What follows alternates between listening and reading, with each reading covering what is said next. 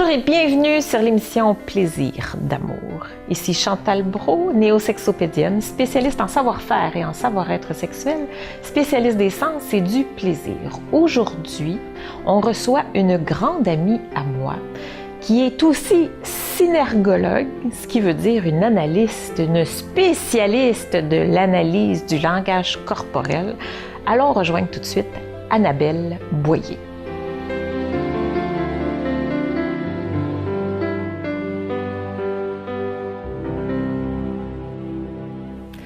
Annabelle, bonjour. Bonjour. Tu fais plusieurs choses dans la vie, oui. Tout le monde le sait, tu es multifonctionnelle. Hein? Tu n'es pas juste synergologue, tu n'es pas juste une spécialiste de l'analyse du langage corporel. Tu fais plein de choses. Tu es auteur, on le sait, tu as beaucoup de livres, tu as plusieurs livres. Ça, c'est quoi ton 6e, 7e? Tu en as 8, je pense. J'en ai 8 au total. T'en as 8. Aujourd'hui, on va parler de celui-là. C'est ce qui nous intéresse aujourd'hui. Mais tu es aussi ceinture noire 4e dan en karaté. Oui. Donc, énormément de discipline dans cette personne. Hein? C'est ce qu'on peut déduire. Tu es spécialiste du développement organisationnel. Oui. Et tu es aussi éditrice chez Béliveau Éditeur. Exactement. Aujourd'hui, on va se concentrer sur 2 de tes chapeaux, qui est auteur et la synergologue. Oui. On parle aujourd'hui, oui, du langage non verbal, du langage corporel, mais moi, on s'en est parlé, je voulais aborder ça d'une façon un petit peu différente parce qu'on a l'habitude de voir à la télévision, on entend de plus en plus parler de la synergologie. On veut savoir comment interpréter le langage de l'autre, tu sais, si je suis soit en séduction ou est-ce qu'il est menteur, est-ce qu'il m'a trompé, est-ce que, bon, dans toutes ces situations-là.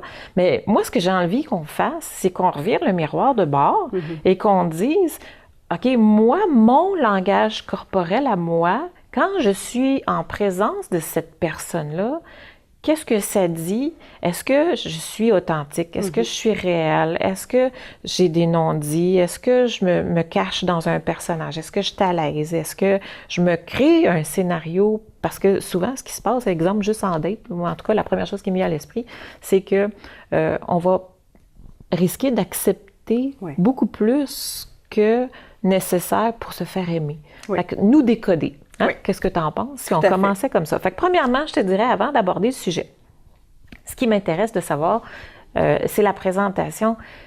Comment ça se fait que tu es synergologue? Qu'est-ce qui fait que tu as choisi ce métier-là? Qu'est-ce qui t'a mené vers ça? Explique-nous ça.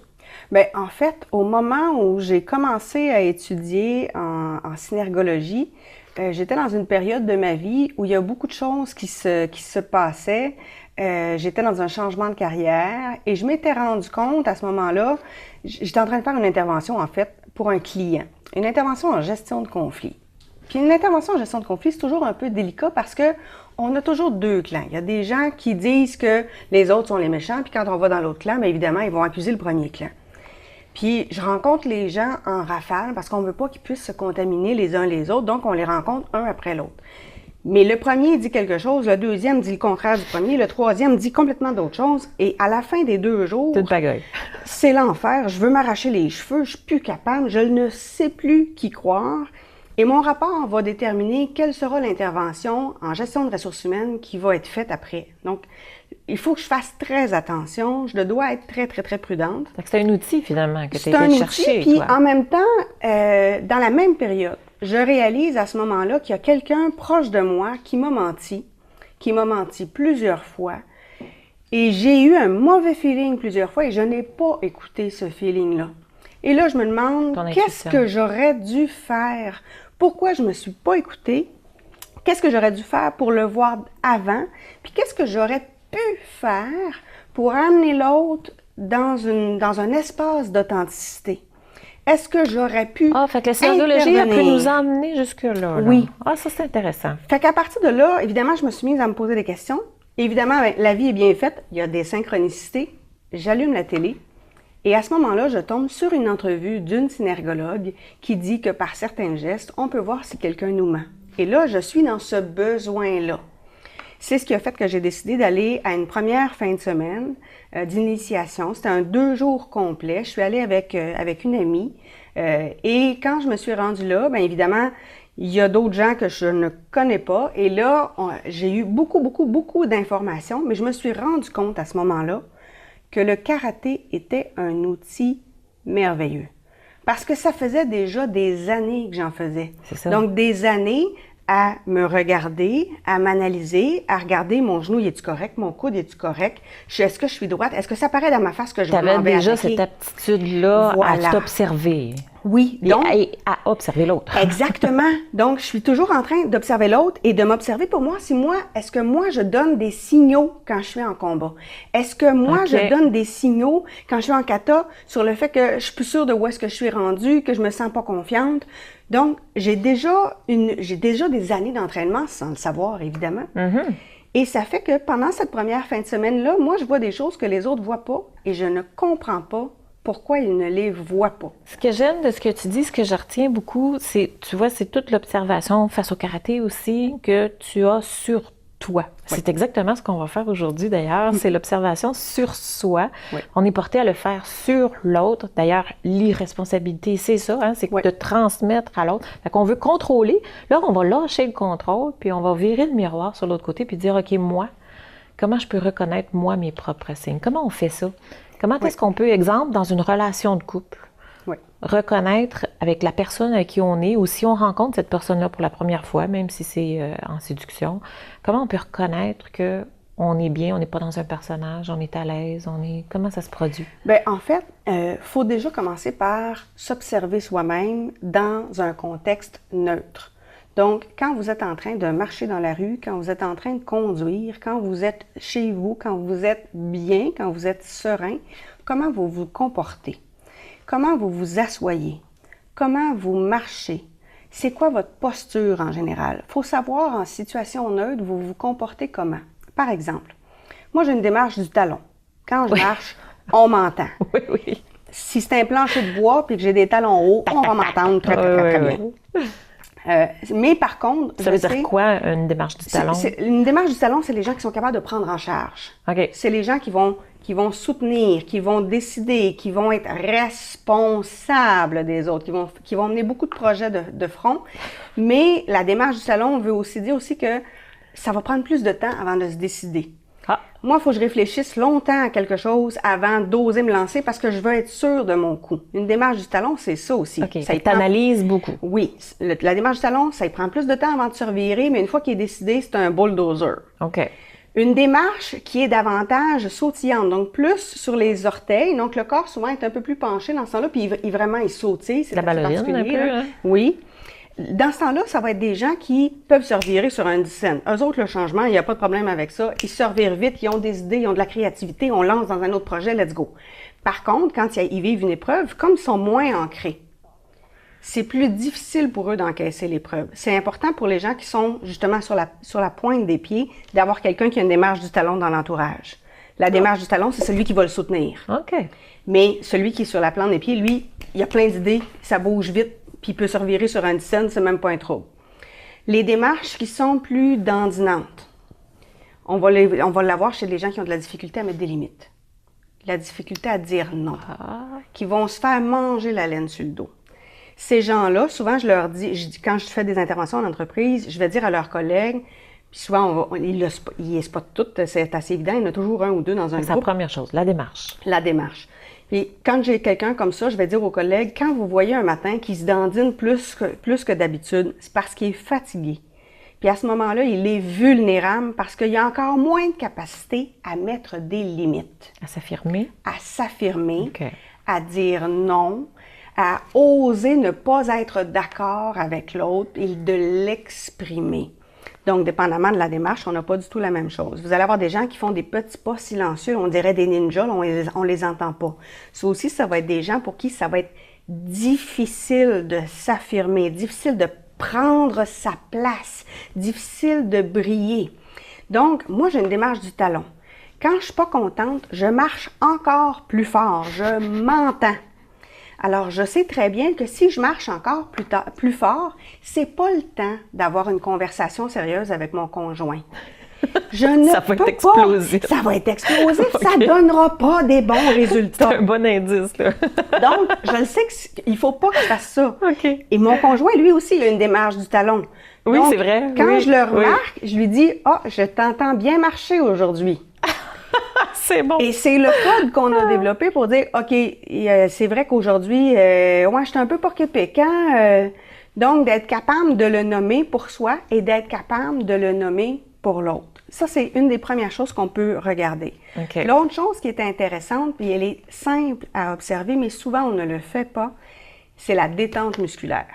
Là, je suis détendue. Mes mains sont détendues. La détente La musculaire. détente les musculaire. bras, les bras, épaules, les épaules, les mains, la tête, le visage. le moins visage. crispé, je sais pas. Exactement. Mais Quand ça on- peut être causé par d'autres choses, ça par peut être exemple. causé par plein de choses, mais ça va venir influencer mon attitude Ah, avec ça, c'est l'autre. sûr. Oui, oui. OK. Donc, quand je vais vous raconter une anecdote, il y a plusieurs années, quand j'ai commencé à fréquenter mon conjoint, évidemment, j'étais déjà synergologue et lui, il connaissait rien de ça. Fait que les premiers mois, on a eu un petit peu d'ajustement parce que je voyais souvent dans son visage ou dans son corps que la journée n'avait pas bien été. Et Ça lui, devait il être était pas- stressant aussi pour Ben quelqu'un oui. qui se fait analyser constamment, dire mon Dieu, j'ai toujours un inspecteur sur moi. Là, tu sais. Oui, puis mon conjoint, il a un petit syndrome de performance. Fait que les premières fois, c'est il fantastique. essayait de me dire non, non, il n'y a rien, il n'y a rien. Ben là, je disais, c'est parce que ton corps n'est pas d'accord avec ton affirmation. Il faudrait une petite jase entre les deux, là. Fait que là, finalement, ça lui a demandé une petite dose d'humilité. Hein? Exactement. Un lâcher prise sur sa performance pour Et- être capable de continuer Oui. là-dedans. Là. Et moi, ça m'a demandé de lâcher prise sur certaines choses et de Ah, ça, ralentir. c'est bien. OK. Parce que, évidemment, le corps va donner des signaux, souvent plusieurs secondes, avant que la conscience soit en mesure de dire qu'il se passe quelque chose. Donc, vous avez une pensée qui monte, vous avez une émotion, il y a quelque chose, mais l'émotion, la pensée, elle est dans l'inconscient. Et il y a un petit délai de 4 à 10 secondes avant que la pensée inconsciente devienne consciente. Mais pendant 10 secondes, là, le corps Il y il a a un donné plein mouvement. d'indices. OK. Moi, je l'ai vu. Je l'ai vu, la pensée. Je l'ai vu, l'émotion. Et si je le nommais trop vite, bien évidemment, c'était pas le fun pour lui. Il était même pas conscient de la pensée qui était en train de monter. Fait que souvent, il était en train de me dire, ben là, je sais pas, là, attends un petit peu, là, faut que j'y pense, là. Il n'y a pas un danger là-dedans d'interprétation, par exemple? Toujours. Toujours. Toujours. Il y a toujours. Puis il y a plusieurs billets, en fait, d'observation et d'interprétation dont il faut être conscient. Par exemple, il y a des gens pour qui, si on a l'air trop bien, si on paraît trop bien, ça veut dire qu'on ment. Oh, Par défaut. oh, Ça, c'est un des billets qu'on peut avoir. On peut avoir un billet d'autorité. Par exemple, vous croisez un policier qui est en uniforme. Même si vous n'avez rien fait, généralement, les gens se redressent. Puis là, tout d'un coup, ils marchent bien droit. Puis, dépendamment de s'ils sont plus pro-policiers ou anti-policiers, bien là, on va voir s'ils vont les regarder, puis leur sourire, puis chercher leur attention, ou si au contraire, ils vont faire le regard, changer de trottoir, puis s'en aller ailleurs. Donc, ça, c'est un biais d'autorité. Face à une autorité, on va Une réagir. autorité, ouais. C'est la même chose avec un médecin, la même chose avec un avocat. Donc, dépendamment de qui on a en avant de nous, si on ressent qu'il a une autorité, ça va venir influencer notre langage corporel. Donc, il y a plein de billets comme ça d'interprétation qu'on va avoir. Si je pars avec l'idée que l'autre ça personne... vient de notre vécu, finalement. Ça vient de notre vécu. OK. Si je rencontre un client puis que le client me rappelle quelqu'un que j'aime pas, ben il part avec 2 prises. Il faut que je sois conscient de ça. Il faut être en mesure de le voir. Si au contraire, le client me rappelle quelqu'un que j'ai beaucoup aimé, ben lui, il part avec un bonus. Il faut que je le sache, faut que je sois consciente de ça parce que sinon, Mais je ça, peux ça donner reste ma dans confiance. l'autre, par exemple. Fait que si on revient quand même Oui. à soi. Moi, pour comprendre, moi, mon comportement, tu disais tantôt, on relâche. Là. Oui. Fait que c'est de voir si j'ai des tensions dans le corps, si je Il me faut sens voir crispée. à quel moment elles vont arriver. Ah, Moi, je me suis rendu compte que quand mon conjoint avait eu une mauvaise journée, souvent, il va rentrer dans la maison et moi, mon corps vient de se crisper. Mon inconscient a enregistré quelque chose dans son corps, mais c'est pas encore conscient. Là, OK. c'est Fait pas que les encore dans deux ma tête. langages non verbaux se comprennent avant le langage verbal. C'est ça que tu dis. Exactement. Tu as tout compris. Ah, c'est fantastique. Fait que ça veut dire que dans nos inconscients, là, on réagit extrêmement rapidement, bien plus vite que dans la conscience. Fait que quand il arrive, qu'il sort par exemple l'épicerie, et que moi, je me rends compte que j'ai tendance à m'agripper à mon verre, que j'ai tendance à marcher plus fort du talon, Que Parce tout que là, d'un ça coup, a changé. Tu n'étais pas oui. comme ça, mais là, il vient de rentrer, puis ton comportement change. Mon comportement change. OK. Là, je réalise qu'il se passe quelque chose. Et là, la première chose que je fais, c'est quelle est la pensée qui m'a traversé l'esprit? Est-ce que, parce que Ça se part peut- de toi. Ça part de moi, parce que ça se peut que ça n'ait rien à voir avec lui. Oh. Peut-être qu'il a dit quelque chose, qu'il a prononcé un nom, un mot, qui a fait que je me suis replongée dans une conversation avec un client, que je me suis plongée Que t'es dans en projection. en projection OK. ou dans un souvenir. Mhm. Et ça se peut que ça n'ait rien à voir avec lui, mais dans ma tête, je suis en train d'engueuler quelqu'un. Dans ma tête, je suis dans un scénario. Dans ma tête, je suis dans un souvenir désagréable. Et là, mon corps va se crisper. Ça n'a rien à voir avec lui. Il a été Le un déclencheur. Mais à partir de là, moi, mon langage corporel va se changer. Je vais me mettre à sécréter du cortisol, l'hormone de stress. Je vais me mettre à sécréter de l'adrénaline. Donc, à partir de là, je vais entrer comme en combat, dans le fond. Mhm. Mon corps va réagir, mes hormones changent, mes phéromones changent, et là, je peux avoir ce qu'on appelle des phéromones d'attaque. Donc, Mais les là, hormones ça, c'est qui plus sortent du facile corps. à identifier parce qu'on le sent quand même facilement, mais j'imagine qu'il y en a plein qui sont subtils. Puis... Mais sinon, on s'en apercevrait facilement. Là. Tu sais, on le saurait plus que ça, le langage non verbal. Disons qu'on Ben, serait beaucoup plus sensible à ça. Là. En fait, ça dépend, parce que souvent, on est dans notre tête. Par exemple, il y a plusieurs semaines, j'étais au restaurant avec mon conjoint, et il a fait un commentaire que j'ai pas apprécié. Et sur le coup, je suis dans ma tête et je me dis, j'aime pas ça ce commentaire-là, et je suis dans ma discussion avec moi-même. Je regarde pas mon corps du tout. Mon conjoint, lui, il l'a vu, mon corps, par exemple. Oh! Très clairement. Il a appris, lui. Hein? Il a très bien appris. Mhm. Et là, il m'a dit, je pense que je viens de dire quelque chose qui a pas bien passé. Je pense que je viens de toucher un point sensible. Et quand il a osé le nommer, là, j'ai regardé mon propre corps. Je m'étais reculée dans ma chaise, donc je prends une distance physique par rapport à l'autre, alors que 30 secondes avant, je suis avancée vers lui. OK, fait, déjà ça, c'est intéressant. Voilà. Là, on parlait tantôt de détente, de relaxation, de changement de comportement, Voilà. je suis crispée. Puis là, on parle de se reculer. Voilà. Puis on a parlé aussi de démarche. Oui. OK? Fait que de quelle façon est-ce qu'on se positionne et qu'on marche normalement. Fait que dans une relation de couple, ou mettons que je rencontre quelqu'un, OK, que ça fait pas longtemps, ou ça fait pas longtemps qu'on est en couple, ça fait pas longtemps qu'on est ensemble. Il y en a beaucoup qui se posent la question, Oui. je suis avec la bonne personne? C'est-tu fait pour moi? Comment est-ce que je peux, moi, identifier, OK, tu dis, je prends du recul, OK, mais ça peut dépendre de plein de choses. Oui. Y a-t-il vraiment quelque chose qui peut m'aider plus facilement à identifier que je me suis inventé des histoires, là, puis je vis dans un roman, là, à la place de vivre dans la réalité, là?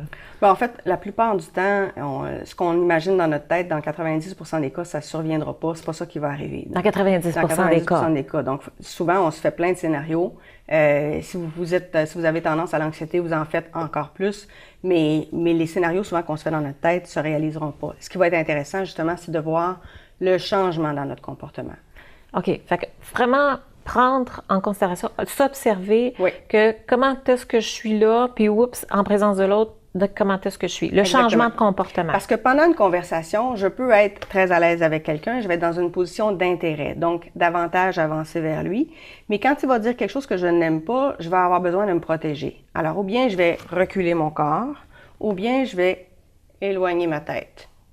C'est comme aussi ça. une distance que je viens de créer. OK. Je vais à ce moment-là, possiblement, me refermer. Donc, croiser mes jambes vers la sortie. OK, croiser les bras, fermeture. Puis les bras, souvent, les gens me disent, l'autre, il avait les bras croisés, ça veut dire qu'il était fermé. Il y a beaucoup de croisements qui ne sont pas des croisements de fermeture, mais des croisements de confort.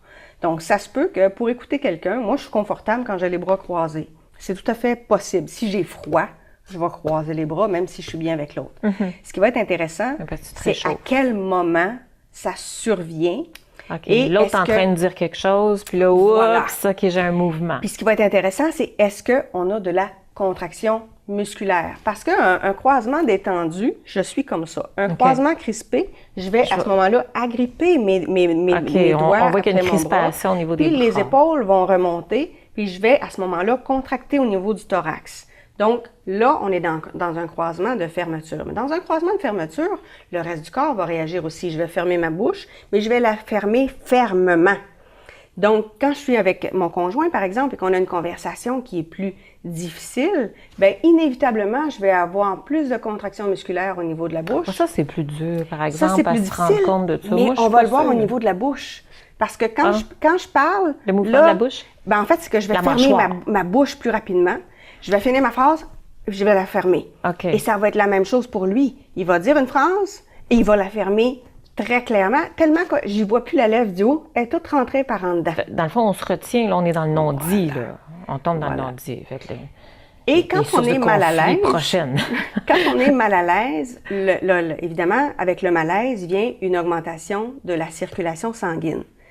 Et une des façons que le corps a trouvé pour se soulager de ce malaise-là, ce sont les démangeaisons.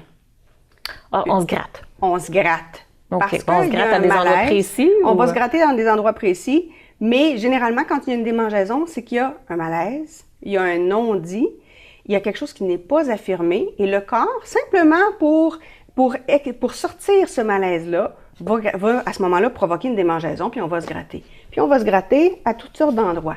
Je trouve ça compliqué, la conversation qu'on a. Je vais me gratter la tête. OK. Fait que finalement, moi, ce que je comprends, c'est que ce soit le langage non-verbal de l'autre ou le langage non-verbal de moi, c'est le même langage. Là, C'est le même finalement. Fait que langage. ce que j'observe chez l'autre ou ce que j'observe chez moi, ça me donne les mêmes indices. Ça me donne les mêmes indices, mais souvent Mais quand- chez l'autre, ça peut être interprété, tandis que chez soi, on sait ce qui se passe dans notre tête. ben voilà.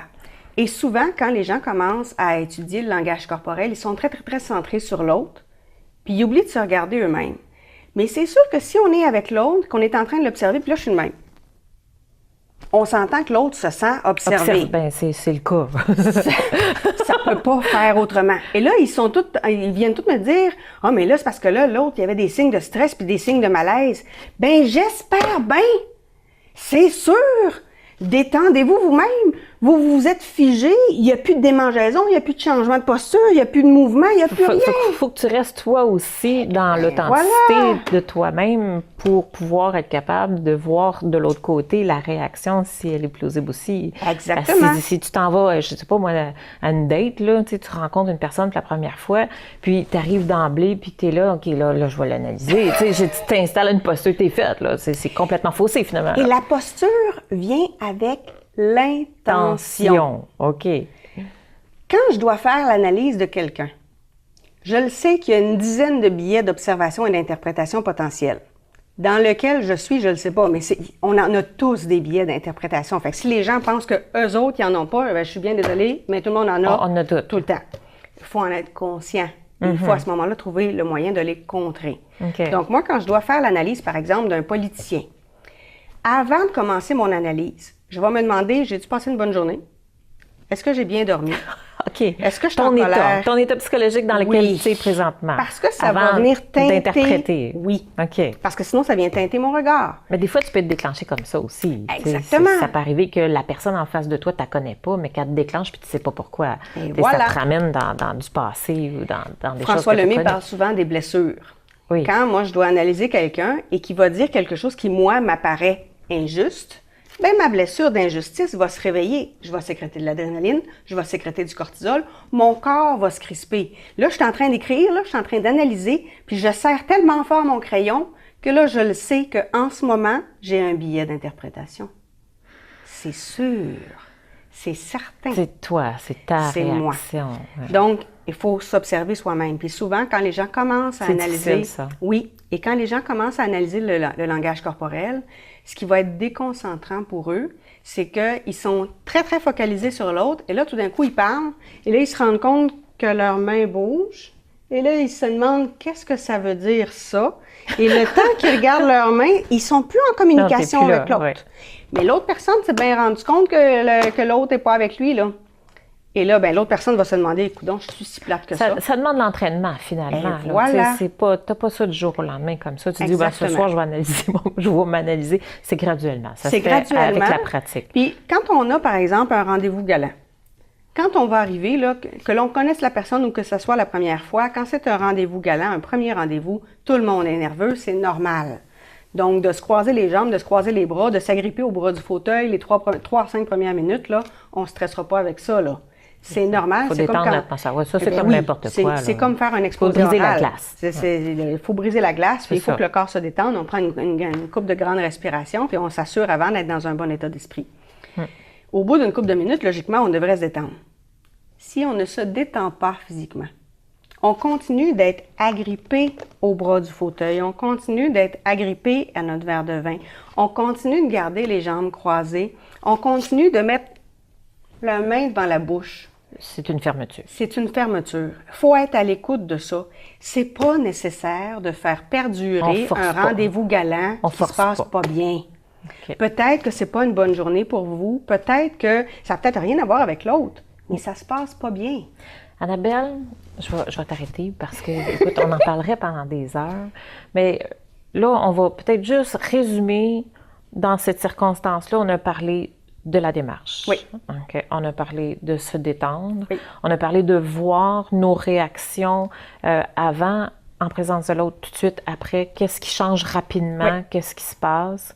Ensuite, observation, crispation, visage, tout ça, c'est plus difficile. Puis de ne pas tomber dans l'interprétation face à l'autre. En tout cas, essayer le plus possible de regarder vers soi, de s'observer davantage. Oui. Mais écoute, il n'y a pas juste ça, tu en as fait tellement. C'est un petit bijou de livre. Parle-nous-en un petit peu. Parce que, écoute, tu parles autant là-dedans de la fidélité, de l'infidélité, reconnaître le mensonge chez un, chez l'autre, la relation, le flirt, le désir et tout ça à travers ça. C'est très intéressant. Tu as beaucoup d'exemples aussi. J'ai beaucoup aimé ça.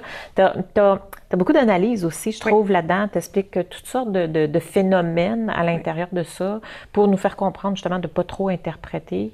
Fait que si tu avais à nous en parler 1 minute et demie, tu nous dirais quoi? Bien, en fait, dans l'ABC du non-verbal en amour, ce que j'ai fait, c'est que j'ai repris des éléments de l'analyse du langage corporel, mais par thème. Donc, les thèmes que l'on peut voir au niveau de l'intérêt ou du désintérêt de quelqu'un d'autre. Les thèmes au niveau, justement, de est-ce qu'on est dans une séduction? Parce que souvent, on la reconnaît pas, la séduction, quand elle est pour nous. On est bien bon pour se rendre compte qu'un ami ou une amie est en train de se faire charmer par quelqu'un d'autre. On voit les techniques de séduction pour quelqu'un d'autre, mais on ne les voit pas pour soi. Et ça, il y a plusieurs études en psychologie qui le démontrent, et ça, c'est intéressant. Donc, on peut te rejoindre de différentes façons. Vous allez trouver ça dans les liens, le générique en dessous. Vous avez toutes les informations concernant Annabelle. On vous invite fortement à la consulter. Merci. On se revoit dans une prochaine émission. À la prochaine.